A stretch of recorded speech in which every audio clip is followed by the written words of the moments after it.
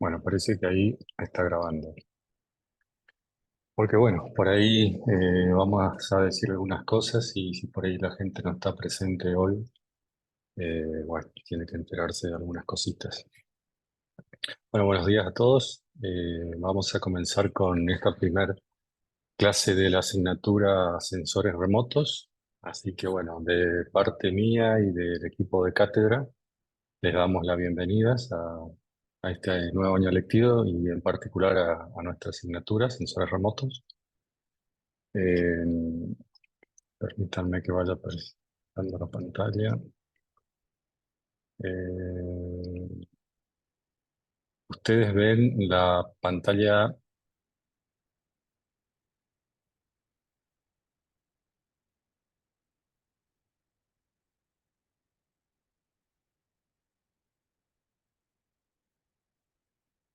avísenme si están viendo ahí la diapositiva, por favor.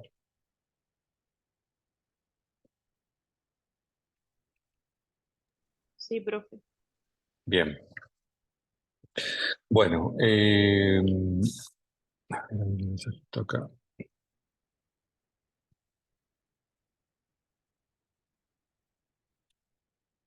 Les decía que bueno, les damos la bienvenida en nombre de la cátedra, del lugar donde me moleste esto.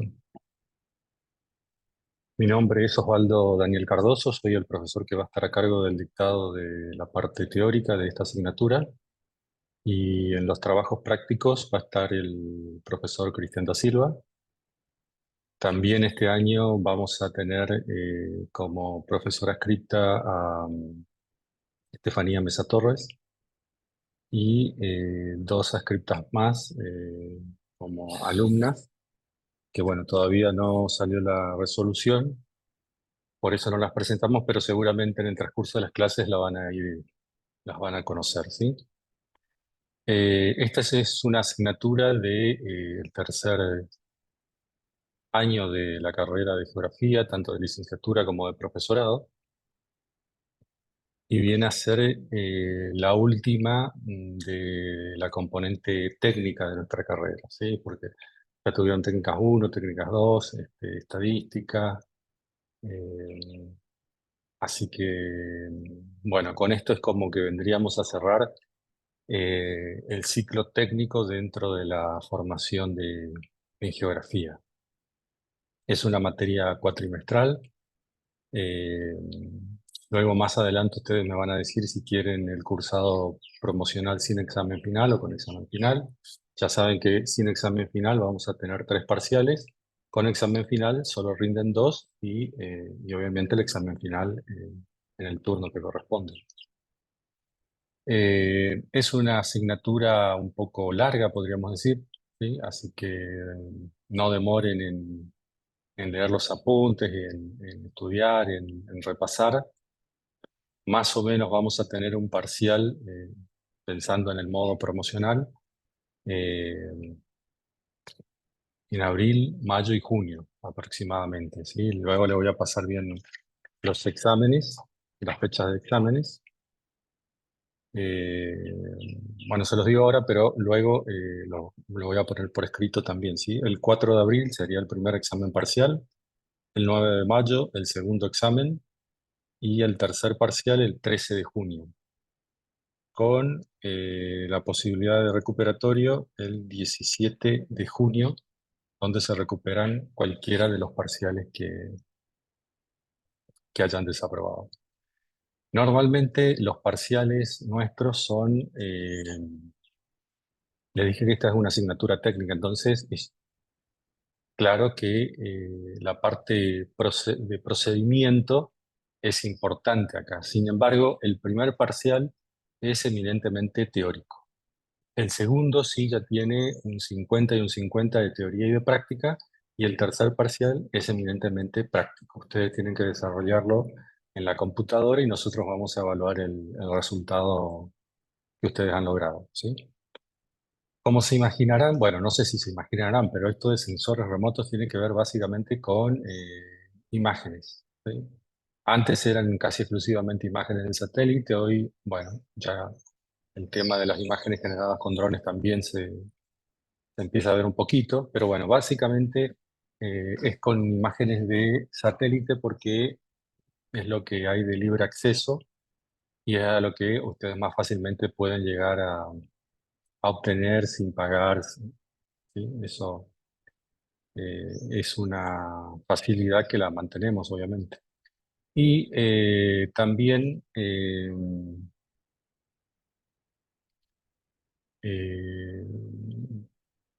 vamos a trabajar con el software QGIS, ¿sí? Que es un software que ustedes ya lo vienen conociendo de las asignaturas de técnicas, sobre todo técnicas 2.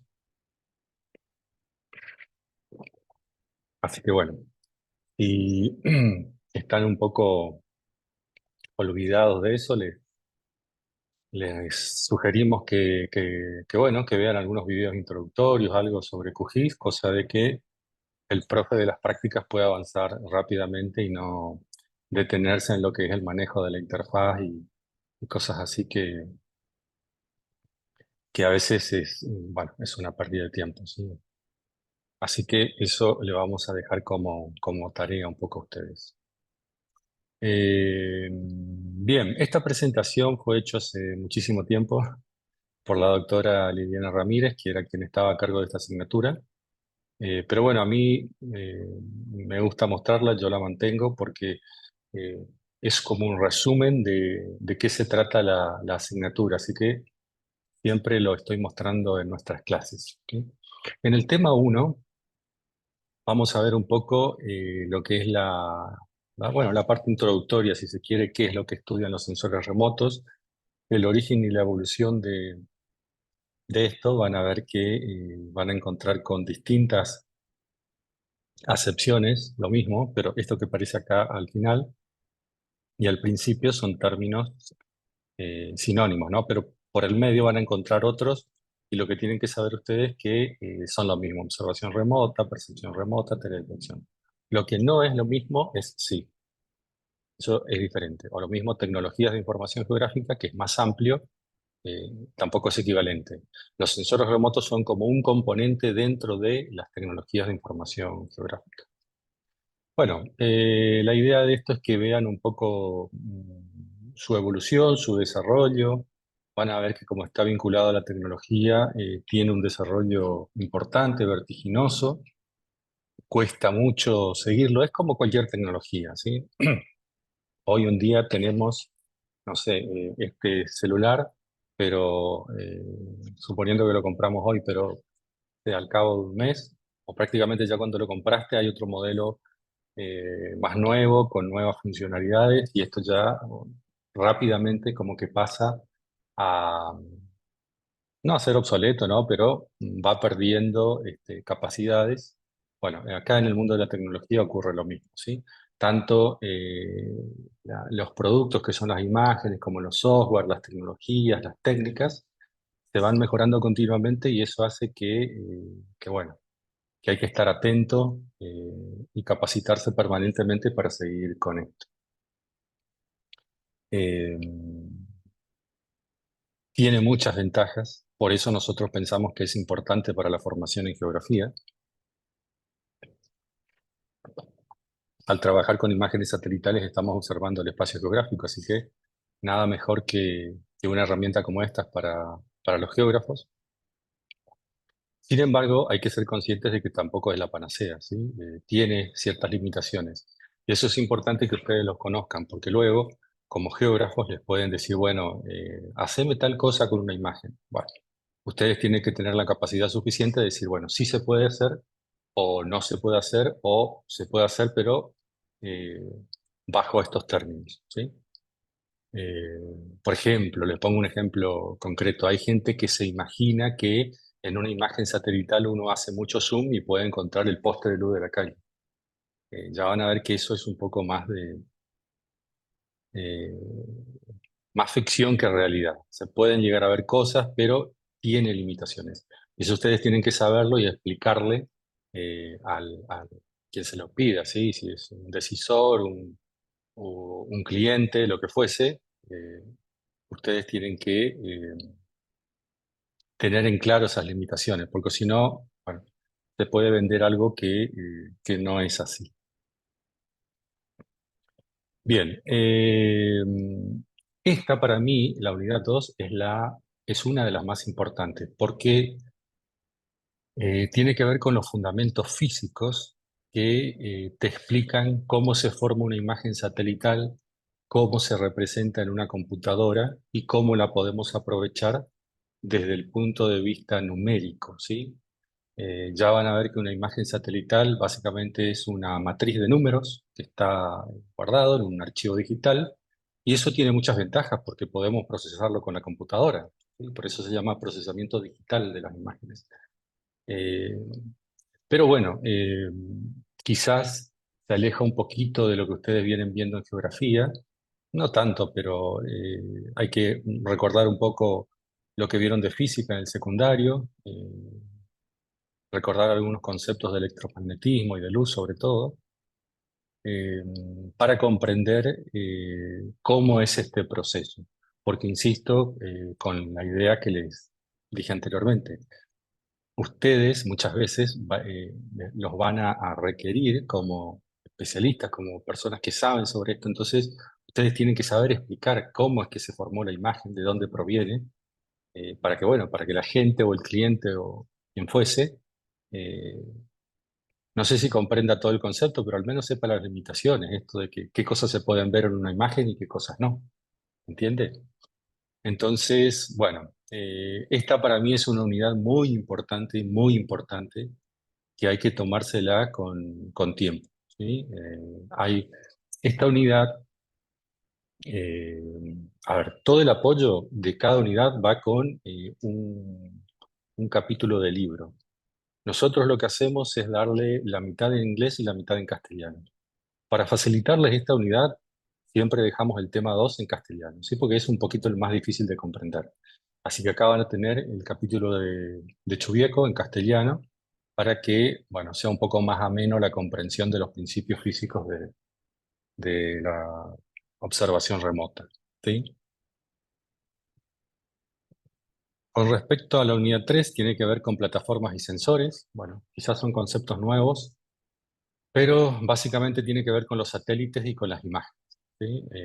Vamos a ir de a poco comprendiendo esto de qué es sensores remotos. Bueno, ahí van a ver, la idea es que comprendan que hay algo que captura la imagen, que es el satélite, que se llama plataforma. Para nosotros coloquialmente, o para todos es satélite, pero bueno, acá en lenguaje técnico ya sería plataforma.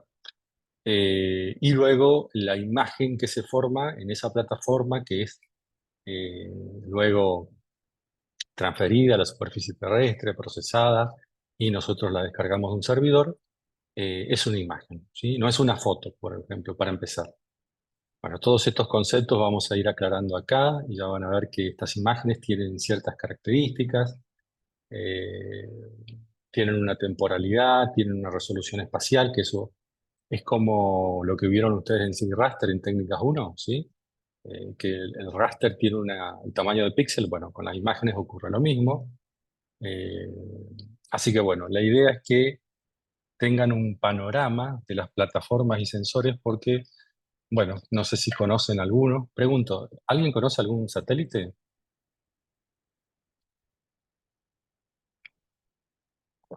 ¿Escucharon alguna vez hablar de alguno?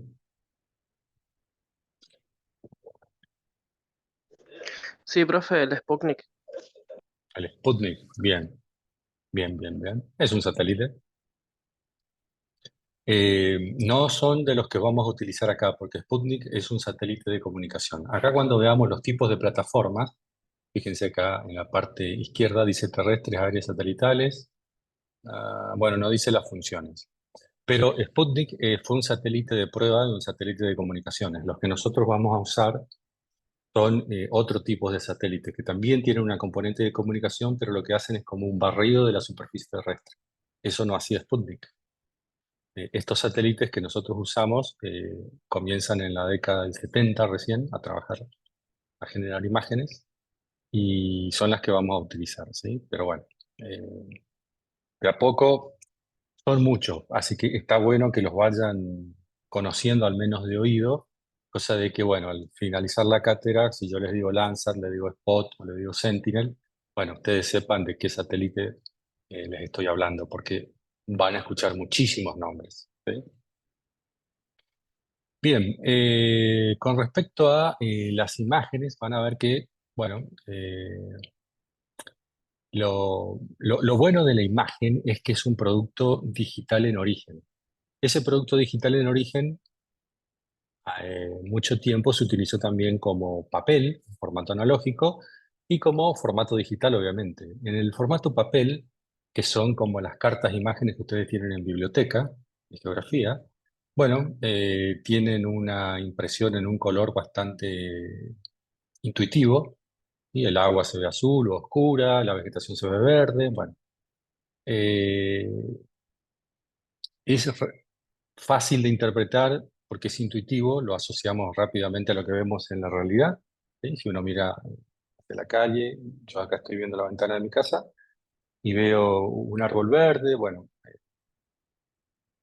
de esa manera se puede llegar a interpretar más fácilmente. Eso podría ser como para un usuario normal, pero ustedes van a ser más que un usuario normal. Ustedes van a ir más allá y van a aprovechar las ventajas que tiene el formato digital y van a hacer composiciones de imágenes que no necesariamente respetan el color natural que nosotros observamos con nuestros ojos. Van a ver que la gran ventaja de que tienen las imágenes satelitales es que captan información en un rango que el ojo humano no lo ve, que son el infrarrojo y el térmico. ¿Sí? Eso es muy raro, o sea, la mayoría de la gente no lo conoce, pero ustedes sí lo van a conocer. Y pueden hacer composiciones y ver cosas que el resto de la gente no lo puede ver, ¿sí? Pero ustedes sí.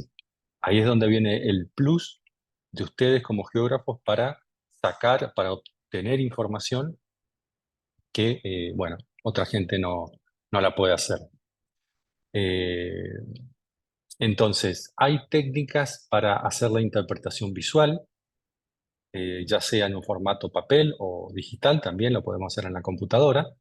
Y lo más potente es el tratamiento digital, porque en el tratamiento digital van a ver que esos números que componen, que yo les dije que componen cada píxel de la imagen, como son números, se pueden procesar desde el punto de vista matemático. Entonces hay un montón de algoritmos para tratamientos, como para hacer filtros, para hacer transformaciones, para hacer clasificaciones, eh, sobre todo en el área de variables biofísicas, con muchísimas aplicaciones en geografía física, podríamos decir, ¿sí? Pero no solamente ahí, se usa en un montón de campos. Pero bueno, es un mundo enorme el del tratamiento digital.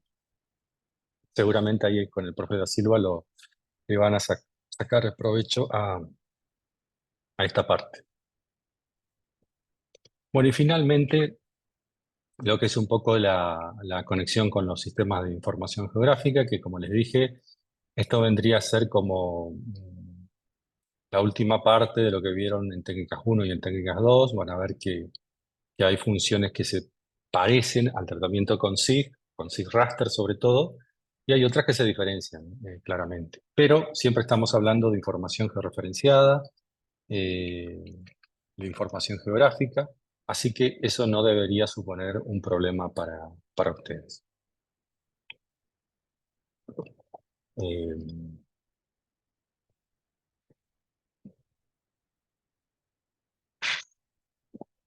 es probable que luego de esto veamos algunas aplicaciones antes de pasar al tema 2, porque, bueno,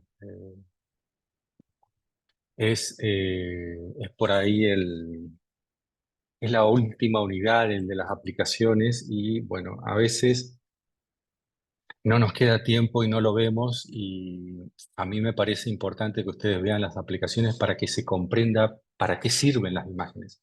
Cosa que cuando les preguntan, ¿se puede hacer tal cosa? Sí, el profe nos mostró que se puede hacer.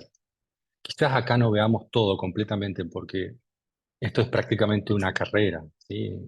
Luego lo pueden charlar con el profesor Da Silva, él hizo una maestría en ciencia y teledetección, yo también hice un doctorado en cartografía, ciencia y teledetección, y estos son como carreras dentro de otras carreras en posgrado, se ven como Lo que ustedes ven como temas acá, nosotros a veces lo vemos como materias, y se puede profundizar muchísimo. ¿Cuál es la ventaja de esto? Y de eso, con eso quiero culminar esta parte. Yo siempre lo digo en clase porque en- considero que es una manera de motivarlos, no solamente a que aprendan en esta asignatura, que es importante, pero yo creo que más importante es que les puede dar trabajo. Yo desde que aprendí esto, que lo aprendí antes de hacer el doctorado y luego con el doctorado obviamente me especialicé, les digo que nunca dejé de trabajar en esto. Siempre he hecho trabajo de consultoría, de asesoramiento. No es mi trabajo principal porque trabajo en la universidad y en CONICET, pero siempre he estado trabajando en esto. A lo que voy es que pueden tener trabajo con esto. Así que ese es mi consejo de que le metan pata a esto, que es algo que les puede llegar a dar de comer. Los geógrafos que yo conozco que están contratados en la administración pública o en empresas, la mayoría está haciendo esto. SIG y teledetección. Así que, si les gusta, bueno, métanle para adelante porque es algo que como les digo, eh, nada, viene con muchísima demanda, así que es una ventaja que puedan llegar a manejar esta tecnología, ¿sí? Eh, Aplicaciones. Antes de ver esto, les quería mostrar brevemente lo que es el aula virtual. En otro mail les voy a compartir el- la información sobre el aula, pero ya se los quería presentar. Esto es el aula virtual, nos vamos a manejar muchísimo con esto, así que tienen que matricularse, yo les voy a pasar los datos, pero tiene esta estructura, ¿no? Bueno, esto es el encabezado, van a tener ahí el programa de la asignatura, va a haber un foro de presentación que es obligatorio. Acá en aviso yo voy a publicar cualquier cosa, como por ejemplo esto, lo de hoy, que hubo paro. Bueno, yo por acá les voy a avisar, les voy a compartir el link. Así que les recomiendo que, que estén atentos siempre a los mails y mensajes del aula virtual. Bueno, acá suelo hacer una breve encuesta. Estas son las unidades de la asignatura. Eh, las evaluaciones parciales, la uno y la 2 normalmente las hacemos acá por el aula. Luego, aquí pueden ir desplegando. Yo imagino que ustedes ya tienen un poco de manejo en aula virtual, así que no les debería parecer nada raro, ¿sí? Este es el tema uno con los contenidos mínimos, tienen una imagen. Luego tienen los PPT, ¿sí? El tema que vimos recién, el tema que voy a desarrollar, siempre lo tienen por acá. Y en la unidad, a ver, por ejemplo, en la unidad 2 bueno, normalmente lo que nosotros hacemos es la presentación de la unidad con los contenidos mínimos. Aquí tienen el Power para repasarlo. Y luego algunos links a videos que nos parecen interesantes que siempre los repasen, ¿sí? Porque en la clase se pueden decir muchas cosas, pero no alcanza el tiempo para todo. Así que, bueno, aprovechando de las ventajas de recursos que tenemos en el aula virtual, siempre les dejamos algunos videos para que lo vean. Bueno, y así para todas las unidades. Al final, también va a haber un punto para los trabajos prácticos. Acá el profesor Da Silva les va a ir poniendo todos los trabajos prácticos. Y al final hay un apartado de recursos donde, bueno, va a estar el dossier, que, como les decía, es como un compendio de un capítulo por cada unidad, ¿sí? Algunos van a estar en inglés, otros en castellano. Eh, es un PDF compactado que nosotros lo armamos, lo pueden imprimir o no. Si pueden imprimir, yo se los recomiendo que lo hagan. Va a haber un link para los datos de las prácticas, tanto de la teoría como de los trabajos prácticos. Ponemos todos los datos acá en un link, cosa que ustedes tengan acceso siempre a los datos y puedan practicar. Yo a veces hago algunas prácticas también, como para que no sea tan teórico la clase. Y después, bueno, les dejamos también unos links acá que me parece interesante que los vean. Eh, Sobre todo estos de videos que fueron elaborados por la NASA y están en castellano. A ver si están reproduciendo. Eh, a veces mueven los links y no los podemos ver, pero bueno, sí, bien, están funcionando. Yo les recomiendo que comiencen a ver esos videos. Quizás algunos conceptos no los entiendan todavía, pero de a poco los vamos a ir viendo y es importante que por ahí ya se vayan adelantando a esto, cosa de que hagan preguntas en la clase y bueno, sea todo más provechoso para todos, ¿sí? Bueno, como les digo, termina la clase y yo les voy a compartir el link para que se puedan unir a esta, al aula virtual de la cátedra, ¿sí? Bueno, rápidamente voy a pasar con este tema de las aplicaciones de los sensores remotos. Yo les decía que por ahí era, lo veíamos al final y muy apurado a veces, pero me parece importante que ustedes ya sepan para qué van a servir las imágenes y para qué no, ¿sí? Entonces es como que ya vamos a ir viendo lo que es verdadero y lo que es falso, ¿no es cierto? O no, no falso, yo lo diría más bien eh, como las limitaciones que pueden llegar a tener. Pero me parece que también les va a servir como para ver las ventajas. Para mí, obviamente, que tiene muchas más ventajas que limitaciones. Sin embargo, hay que ser honesto y uno tiene que decir, bueno, sí, mira, sirve para esto, pero quizás no tanto para aquello. ¿Me están escuchando bien? ¿Ven todo correcto? Pregunto.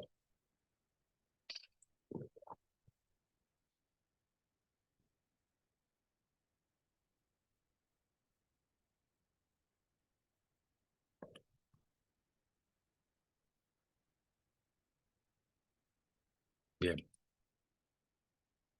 Miren, esto es un poco la organización de 4 libros, ¿sí? Que yo he revisado.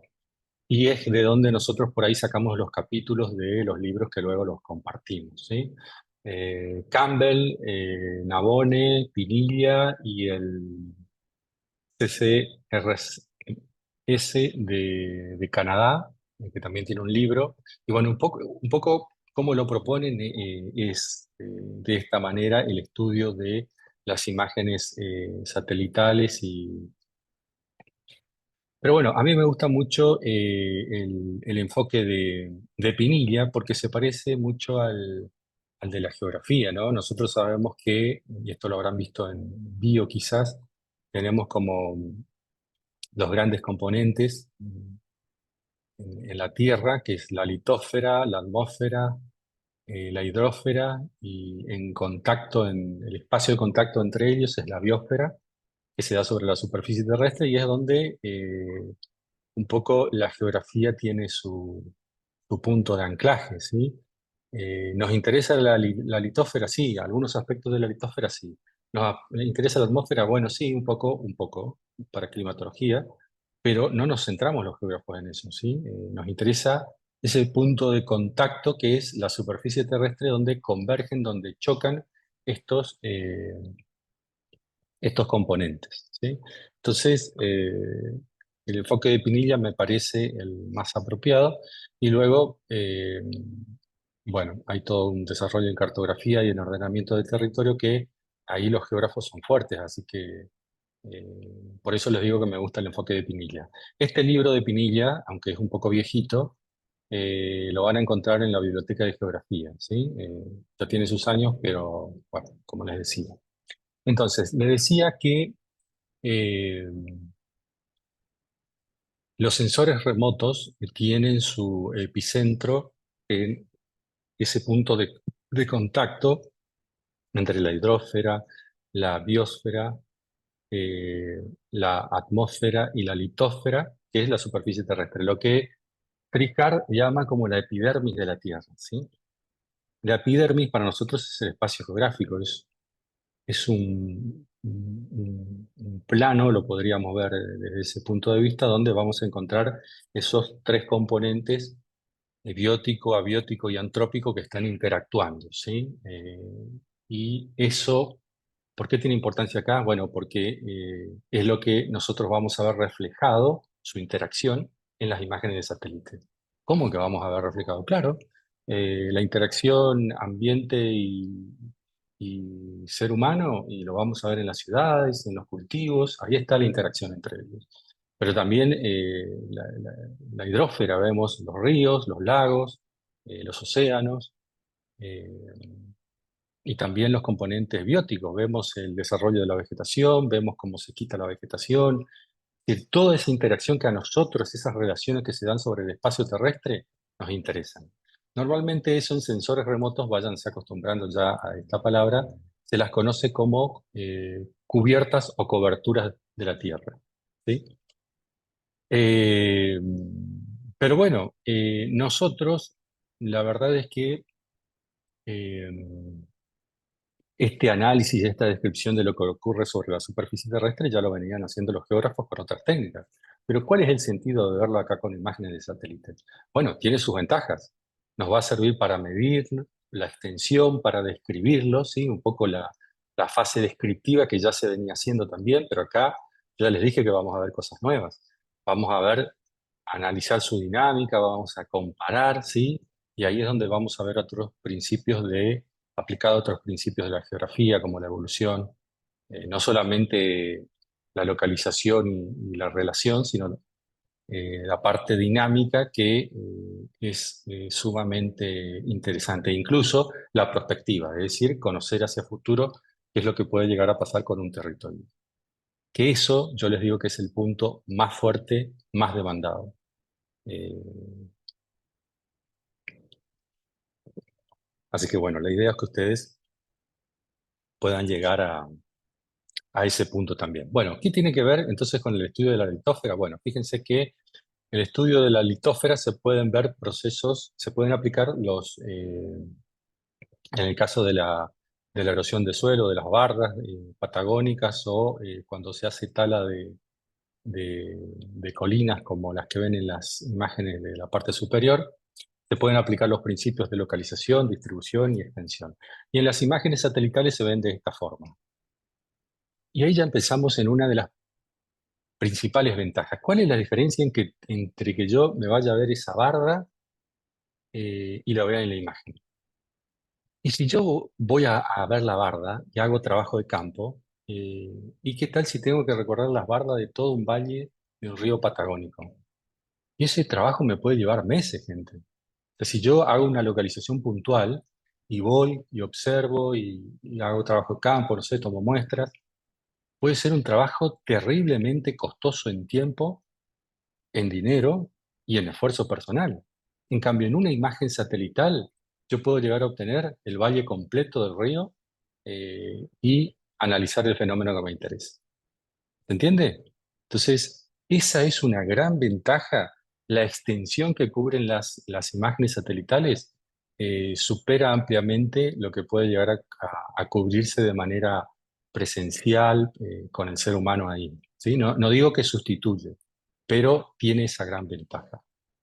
Fíjense cómo, por ejemplo, en esta imagen satelital se estudia los efectos que tiene la minería de cobre en San Juan, ¿sí? Lo que ustedes ven como esas manchas. Eso que ven en rojo, ya les anticipo que es una imagen en falso color. El rojo sería la vegetación. Estamos hablando de la imagen de la izquierda. Y lo que ven en gris es el efecto que tuvo el hombre. Sí, ahí vemos, fíjense, la interacción biota y el factor antrópico. Es intrusivo, es erosivo, es transformador del territorio porque hay que romper la roca para extraer el mineral. Pero bueno, eso ya ven que tiene efectos bastante importantes en el paisaje. Y bueno, también de contaminación, que eso lo vamos a ver más adelante. Con respecto a, siguiendo con la litósfera, pero con los estudios de geología, bueno, se aplican también los mismos principios, localización, distribución y extensión, como por ejemplo la detección y el monitoreo de vulcanismo y de cualquier tipo movimiento tectónico asociado a eso, pero también se pueden hacer o ayudar a lo que es la localización de ciertos minerales. Por ejemplo, ahí tenemos minerales de hierro, básicamente, cómo se pueden llegar a ver en las imágenes satelitales y cómo se las detecta en un perfil con las imágenes de satélite. Las, las imágenes de la parte superior es una foto del mineral y al lado tienen un perfil. Ese perfil se obtiene de las imágenes que están abajo. Entonces, fíjense que esa imagen, si yo le mostráramos a alguien que no sé si está metido en el tema, diría, ah, bueno, pero ahí yo veo colores. No, no, pero esos colores significan algo, significan que un componente mineral en el suelo está reflejando más o menos. Y eso yo lo veo reflejado en los perfiles. Y ese perfil me sirve para localizar dónde está concentrado ese mineral. Entonces, tiene muchísimas aplicaciones en minería y en geología. También para la parte de geomorfología, fíjense cómo se pueden llegar a ver anticlinales y sinclinales con estas imágenes de radar y luego hacer la cartografía geológica, que se apoya muchísimo. Y bueno, una vez más, fíjense cómo si yo tengo que ver un paisaje natural, la limitación de la vista humana con esa vista oblicua no me permite captar toda o me permite captar una parte de la magnitud del fenómeno, ¿sí? Pero con una imagen satelital, fíjense cómo se la puede ver de una manera mucho más extensa y ver la magnitud más completa de ese fenómeno, que son eh, ese valle labrado por el viento y por el agua en los ambientes semiáridos.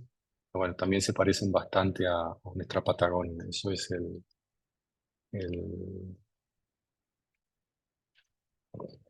Gran Cañón del Colorado en Estados Unidos. Y para finalizar con geología, esto tiene que ver con el norte de nuestro país, esto es en Salta y Jujuy. Fíjense cómo ustedes ya saben que la tendencia del escurrimiento. ¿Cursaron hidro? Pregunto.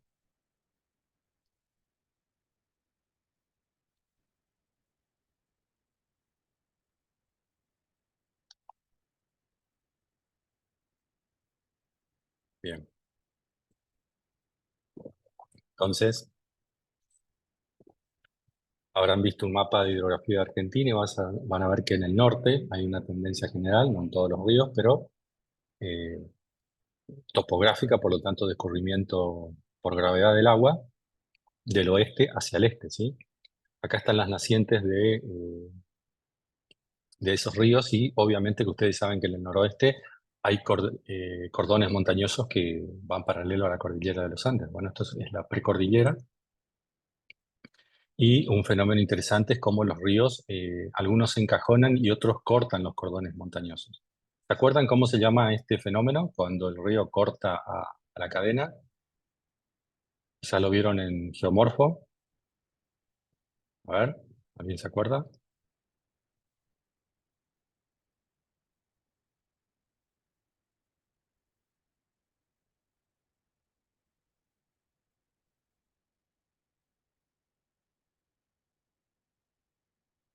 Esto se llama CLUS, ¿sí? Esto es el cordón montañoso que por movimiento isostásico fue elevándose, pero la fuerza del agua cortó el cordón montañoso, se genera como un valle de cruce. Bueno, eso desde el punto de vista geomorfológico se llama CLUS, y así es como terminan llegando esos ríos hacia el este de nuestro país y no se quedan encajonados solamente en, en la montaña, ¿sí? Fíjense cómo acá también se pueden llegar a ver esos fenómenos geomorfológicos. Y esto tiene que ver con la Patagonia, con esas bardas que decíamos que son bastante comunes en la Patagonia. Y esto que ustedes ven, ¿qué es esto? Así como una cosa uniforme y esto tiene otro aspecto. Bueno, estas son las mesas patagónicas de las barras. Esos cortes así que parecen que lo han hecho con un cuchillo, con una sierra, como que cortaron la montaña, le cortaron la cabeza. Bueno, son estas que se ven con una imagen satelital de esta forma. Bueno, producto de la erosión y del ambiente semiárido y árido de la Patagonia. Son rocas muy desgastadas y actualmente tienen este aspecto. Antes no lo tenían. Fíjense cómo también se ve la hidrografía, los cursos de agua, y esto que ven con un verde intenso es porque hay vegetación en el valle, ¿sí? Puede ser vegetación nativa o algún tipo de cultivo. Y estos dos colores, fíjense, este azul intenso y este celeste o cian, son dos lagos. Y alguien me preguntará, bueno, pero ¿y por qué se ven con distintos colores? Bueno, pues se puede deber a varias cosas. Por ejemplo, la profundidad, la contenido de sedimento en suspensión y dentro de eso el contenido de minerales que puede llegar a tener cada lago, ¿sí? Y eso tiene que ver con lo que veíamos hoy al principio. Puede que acá alrededor de este lago haya una concentración de mineral determinados, llueve, el agua disuelve los minerales, la roca, y el mineral va a parar al lago, y eso le da esa coloración. La coloración puede ser visible o esto, como es un falso color, se la ve así cuando observamos en regiones del espectro que no tienen que ver con el visible. Quizá el ojo humano no los detecte, pero sepan que en una imagen satelital sí se puede detectar. Bueno, pasando al estudio de la hidrósfera, eh, se puede llegar a ver el casquete polar. Otra vez aplicaríamos los principios de extensión, de comparación y de actividad. Ustedes ya saben que el casquete polar ártico tiene un efecto de contracción y expansión.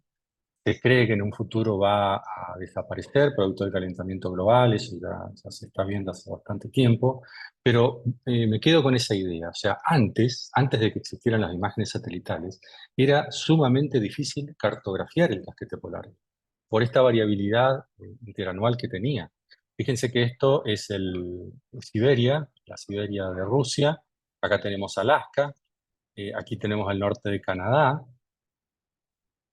aquí está Groenlandia, y aquí es donde se forma el casquete polar, ¿sí? Entonces, bueno, sin las imágenes satelitales esto hubiese sido tremendamente difícil de observar en toda su extensión. Así que fíjense la gran ventaja que supone trabajar con imágenes satelitales en este sentido. Bueno, y también se pueden ver con imágenes de radar el movimiento de grandes icebergs que se desprenden, en este caso de la Antártida, como fue la plataforma Larsen en el año 2002, bueno, donde se hizo todo un seguimiento de un desprendimiento de una masa de hielo enorme que bueno, ocurrió en ese momento. Bueno, y acá también es como podemos observar los glaciares continentales. Esto es el glaciar Viedma, cómo se lo ve en una imagen 3D generada con las imágenes y cómo se lo ve acá en vista cenital, con todo lo que ya nos contaron de la lengua glaciar y así de la forma eh, apaisada que tiene. Siguiendo el valle de escurrimiento como si fuese un río, y las morrenas, fíjense cómo se ven, las central, sobre todo pero acá también se ve la lateral, cómo va modelando el terreno, cómo va rompiendo la roca y formándose esas morrenas que luego cuando se retira el glaciar, lo vemos como montoncitos de rocas que están apiladas y uno dice, bueno, pero ¿quién hizo esto? ¿Cómo trajeron ese trozo de roca acá? Bueno, fíjense la fuerza que tiene el hielo y el glaciar para transportar eso.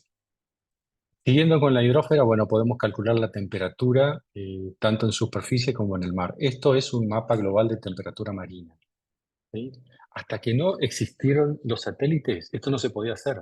O si no, piensen cómo se hacía antes, se hacía con sonoboyas, que son como pequeñas estaciones meteorológicas que estaban flotando en el mar, que medían algunos parámetros del agua sobre todo, pero que bueno, también tomaban temperatura, y luego se interpolaban. Pero acá no es así, no se hace interpolación, se obtiene un valor para cada píxel de la imagen. Y bueno, y obviamente que vemos lo que es la convergencia intertropical, donde se concentran las temperaturas más altas y hacia los polos las más bajas. Acá también podemos ver el fenómeno siguiendo con la temperatura marina, ¿no es cierto? El fenómeno de la... A ver si puedo mover esto. Acá. Esto es enero, es el choque de la corriente fría de Malvinas y la cálida del Brasil. Ya para enero se viene posicionando más sobre el Río de la Plata, sobre el mar argentino. Y fíjense cómo en febrero las temperaturas de- del mar cambian bastante, ¿sí? Producto de que, bueno, la corriente cálida del Brasil avanza sobre la fría de Malvinas, se desplaza más hacia el sur y las aguas del mar argentino se vuelven un poco más cálidas, ¿sí? Pero también, fíjense, esta imagen me parece interesante porque mide la altura media de la superficie del mar. Ustedes ya saben que esa masa acuosa que rodea nuestro planeta, que se mantiene por gravedad, sufre los efectos, o sea, no es algo que es estático, sino que está, tiene modificaciones. Por ejemplo, el efecto de las mareas, ahí es donde comprobamos que esa masa oceánica se mueve, tiene movimiento, tiene plasticidad. Entonces, eso se puede ver afectado por la, la fuerza de atracción lunar, por ejemplo. Entonces eso hace que en los océanos no siempre tengamos las mismas alturas. Bueno, acá se midió la altura media del mar, el promedio de todos los días del año. Y bueno, es donde se pueden llegar a ver lugares donde tiene mayor o menor altura esa masa oceánica. Datos que hace un tiempo serían como impensados, ¿sí? Realmente eh, las imágenes de satélite acá nos aportan algo sumamente valioso. También podemos ver esto, el efecto de la pérdida de costa por el oleaje, un estudio en el año 2011 que se realizó en Murcia, que bueno, la erosión costera, ustedes lo habrán visto en Geomorfo y es un fenómeno bastante presente. Bueno, acá lo podemos, no solamente lo podemos localizar, sino que podemos ver su extensión y obviamente que lo podemos llegar a relacionar con la causalidad del oleaje, de la frecuencia y de la intensidad del oleaje y la cantidad de terreno que se vuelve al mar, que se va reduciendo la, la parte continental. Pero bueno, ustedes ya saben que esto es un proceso dinámico porque donde hay procesos de erosión, hay procesos de acreción también. En otros lugares se incorporan, van a las playas. Entonces, bueno, ya saben que nuestro planeta es algo sumamente dinámico. Bueno, y esto es el estrecho de Gibraltar, una imagen en 3D. Y así es como se ve en una imagen satelital.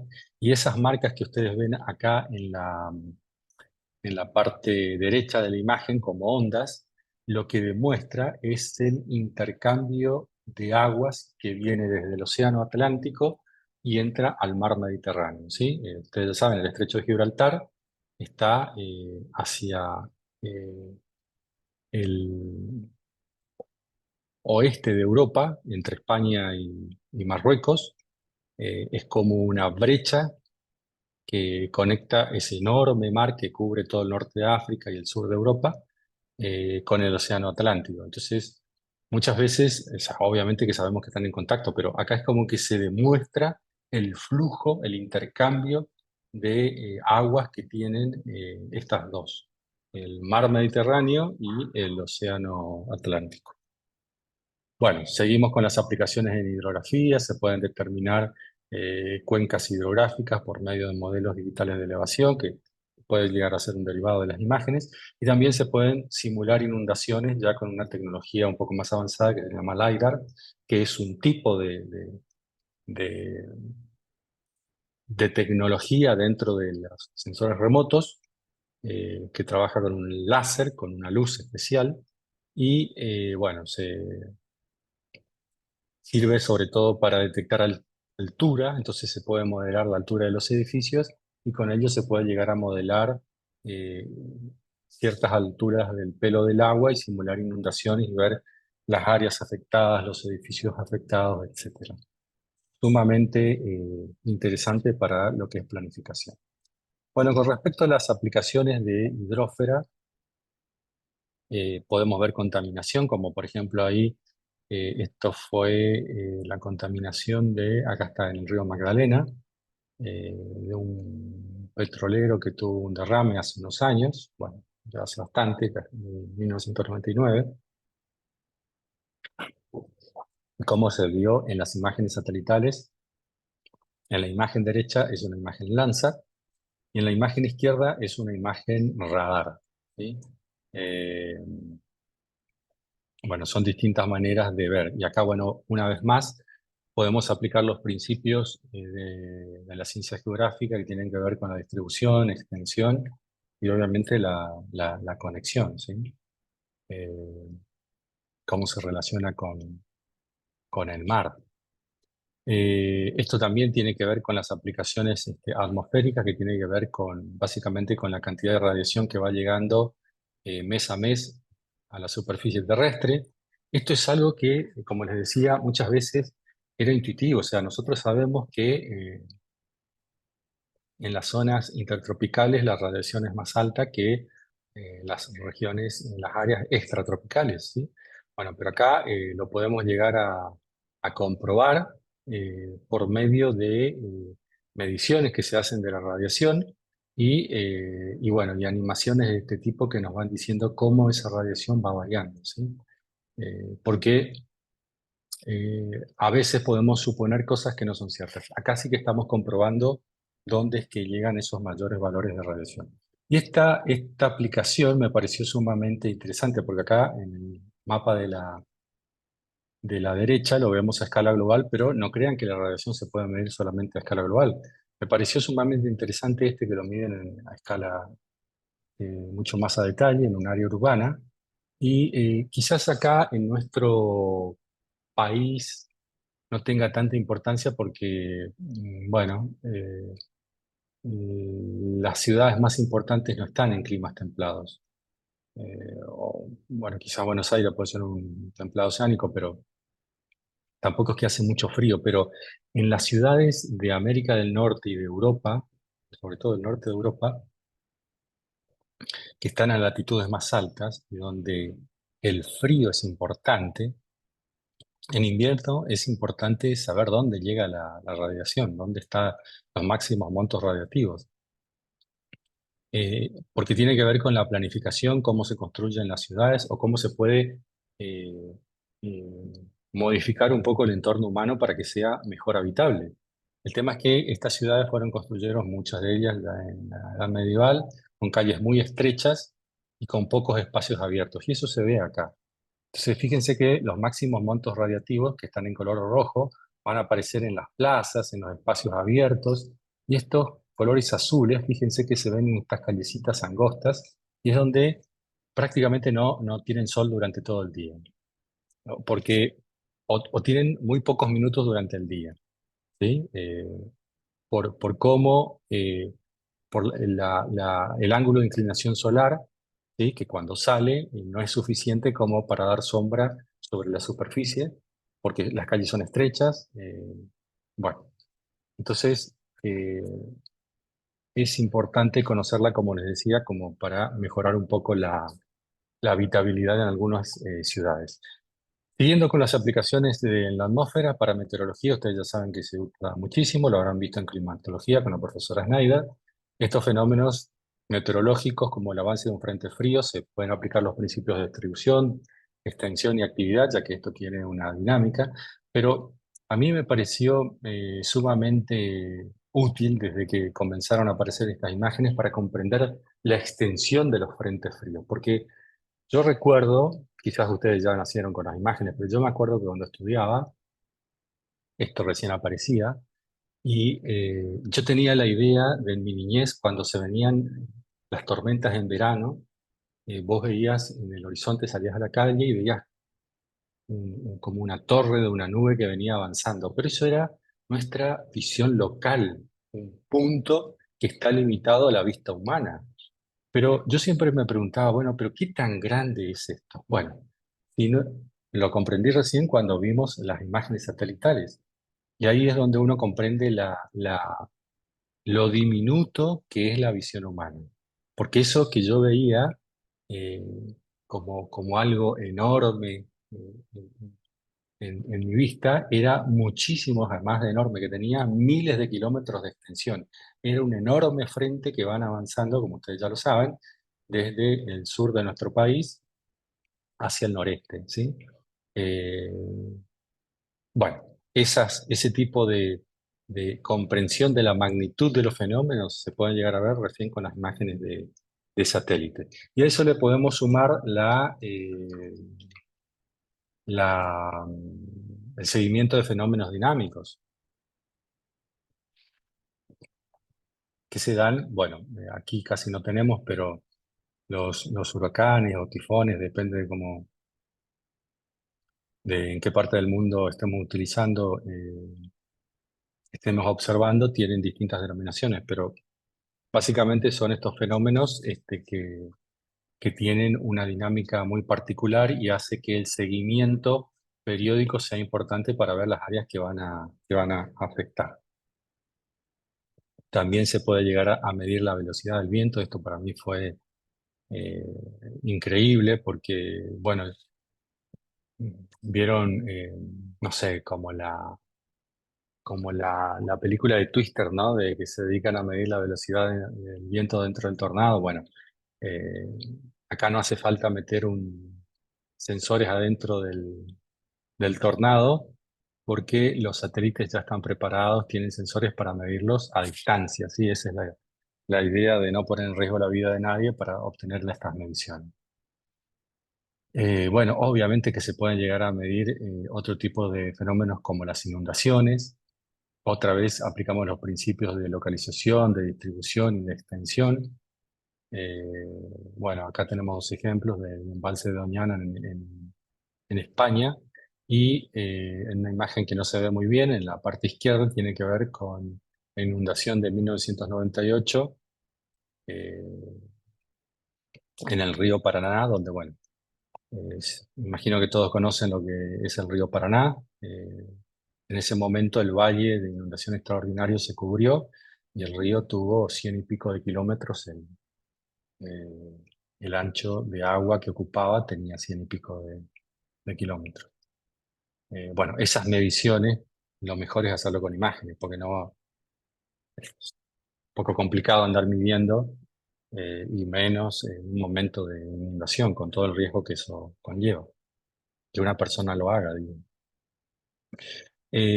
Siguiendo con otros fenómenos atmosféricos, también podemos registrar la humedad, ¿sí? Que la humedad, a mí también esto me sorprendió muchísimo porque la humedad existe, pero es como las brujas, ¿sí? Dicen que existe, pero no las vemos. Bueno, acá es lo mismo. Eh, Uno lo percibe, lo siente. Por ejemplo, el día de hoy es sumamente húmedo y uno percibe la humedad en el ambiente, pero no la vemos. Bueno, con una imagen satelital sí que la podemos llegar a ver esa presencia de humedad. ¿Por qué? Bueno, porque el sensor meteorológico observa en lugares donde el ojo humano no puede captar la información de ese fenómeno. Bueno, también se pueden hacer estudios de evapotranspiración, que es otra cosa que el ojo humano no lo ve, pero existe, eh, y que, bueno, es un fenómeno también bastante utilizado en climatología, en hidrografía, y se puede llegar a medir con imágenes. Esto también me parece sumamente interesante, la altura de los bosques. ¿Alguna vez se preguntaron dónde estarán los bosques más altos? ¿Dónde estarán los árboles más altos? De manera intuitiva nosotros nos imaginábamos, obviamente, el Amazonas, la cuenca del Congo, acá en África, también el sudeste asiático, pero también sabemos que en el noreste de Estados Unidos, donde están los bosques de coníferas de las secuoyas, también hay, fíjense que también en Europa, en algunos bosques de Europa, del norte de Turquía, bueno. Eh, Acá lo que se mide es la altura del canopy, le llaman, ¿no? De la copa del árbol, ¿sí? Es lo que se está midiendo acá, no la altitud topográfica, ¿sí? Porque si no, esto, ustedes ya saben que esto es un valle, el valle del Amazonas, no hay que confundir. Acá estamos midiendo la altura del árbol, no se resta la superficie topográfica, ¿sí? Bueno, pero fíjense que hasta que no se tuvieron imágenes de satélite, los biólogos y biogeógrafos a quienes les interesen este tipo de parámetros no tenían forma de medirlo.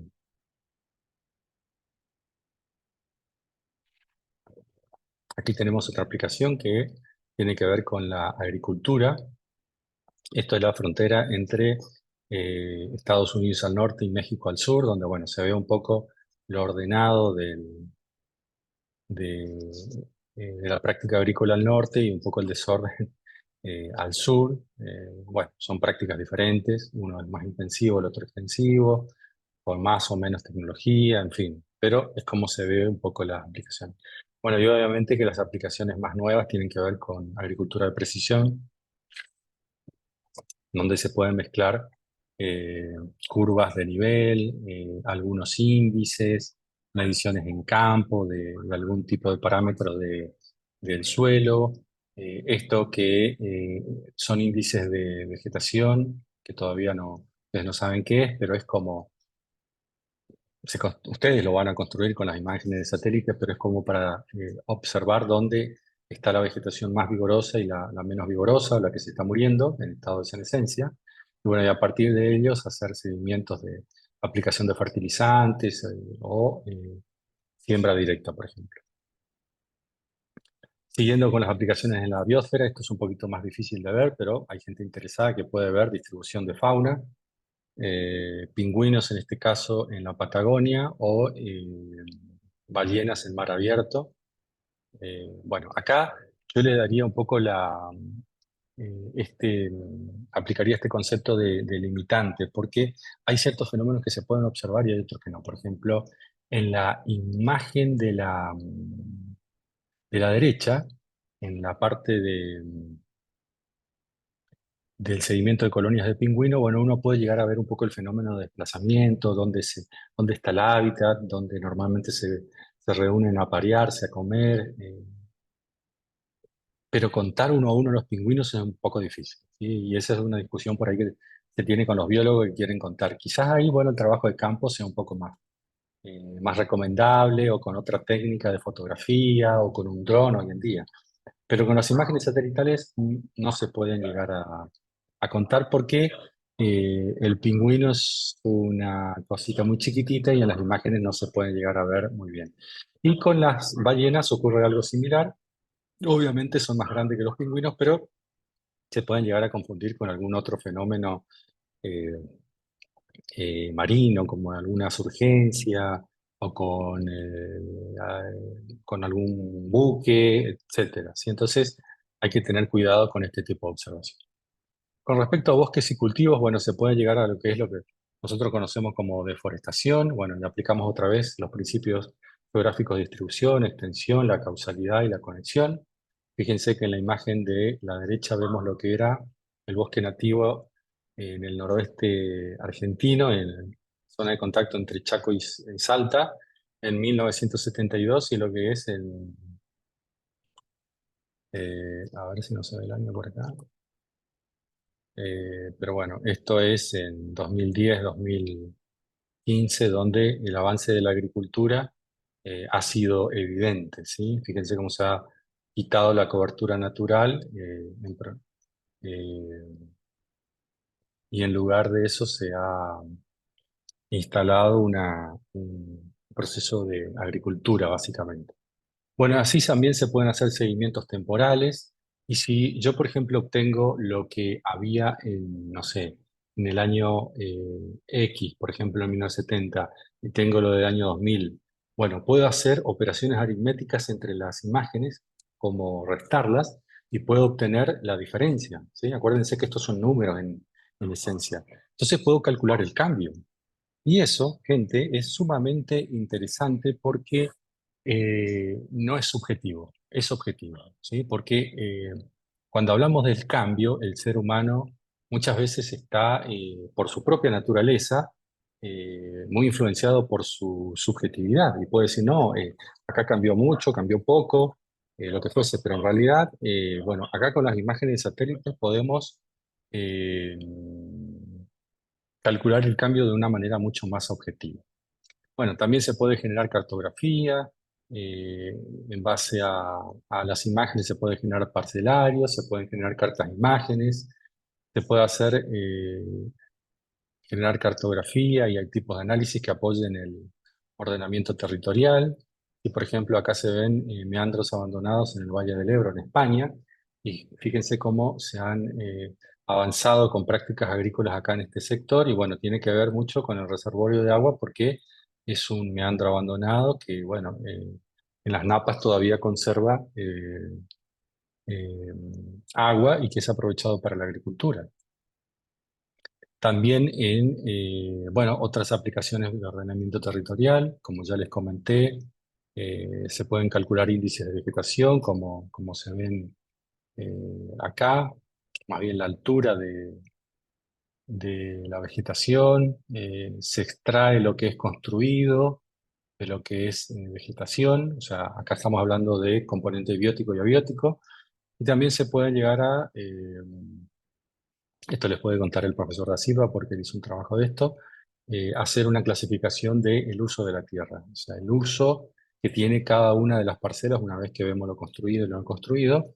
Bueno, si tiene un uso administrativo, comercial, que eso no lo vemos en la imagen. Esto es un derivado de esta imagen que está acá a la izquierda, pero con trabajo de campo uno le puede agregar, o con información auxiliar le puede agregar y genera el mapa de uso de la tierra que es sumamente valioso para planificación. Bueno, como les decía, siguiendo con los principios que se pueden aplicar, los principios de la geografía aplicables en sensores remotos, el de localización, por ejemplo, de los incendios, el de descripción, es un principio atribuido a Vidal de la Blache, donde podemos ver, bueno, cómo describimos este fenómeno, donde vemos acá es un área evidentemente montañosa, con cordones, con valles intermontanos, un área urbanizada por acá. Estos que ven de dos colores ya lo van a aprender a identificar cuando hagamos interpretación visual, pero son, en la imagen se pueden ver igual, pero son fenómenos distintos. Esto que se ve blanco, con una sombra al costado, es nubosidad, ¿sí? Sobre todo lo detectamos por la sombra. Y esto que se ve celeste, es hielo, ¿sí? Es nieve o hielo en el cordón montañoso, que con una imagen en falso color se puede diferenciar la nube del hielo. También podemos ver los principios de comparación o de analogía, que son los principios de Ritter y de Vidal de la Blas. Por ejemplo, acá estamos comparando el fitoplancton y el NDVI, ¿sí? Que es un índice de vegetación y el fitoplancton es ese elemento vital en la cadena trófica marina. Vemos cómo se relacionan. Y también los principios de actividad y de conexión. Esto es un poco lo que yo les decía. Fíjense que acá vemos la deforestación eh, en un espacio que hacia 1975 apenas tenía un camino o dos, pues bueno, acá con una abertura, pero fíjense cómo 10 años después, 11, se han abierto caminos transversales para extraer la madera y hacia 1990 el fenómeno es mucho más intenso y eso habla de una transformación importante de la superficie de la Tierra.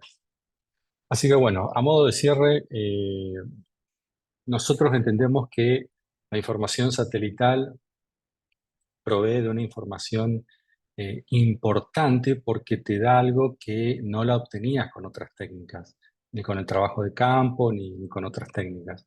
Entonces, permite una observación global que permite ver mejor la extensión de ciertos fenómenos. Y como ya les dije, eso es un plus importante para el mercado laboral de ustedes. Eh, Luego podemos hablar con la profesora Steffi y ella les puede comentar un poco el trabajo que hizo eh, de, de consultoría, no sé si lo sigue haciendo, pero hace un tiempo trabajaba en ese sentido. Yo lo que les pido es que siempre traten de aplicar esos principios de la geografía para que se entienda que esto no es que está separado de la geografía, porque mucha gente cree que, ah, no, pero las imágenes, ¿qué tiene que ver con nosotros? No, tiene muchísimo que ver. Ya les dije que observamos fenómenos sobre la superficie terrestre, ¿sí? Esos fenómenos muchas veces las denominamos como coberturas o cubiertas, y que esas cubiertas tienen relación entre ellas y tienen dinámica. Entonces, no solamente podemos describir, sino que podemos explicar, relacionar, sintetizar y hacer prospección a futuro. Y eso es sumamente importante para una carrera como la nuestra. Y bueno, es un plus, o una vez más, repito eso, es un plus que en el campo laboral a ustedes les puede dar muy buenos resultados. Así que bueno,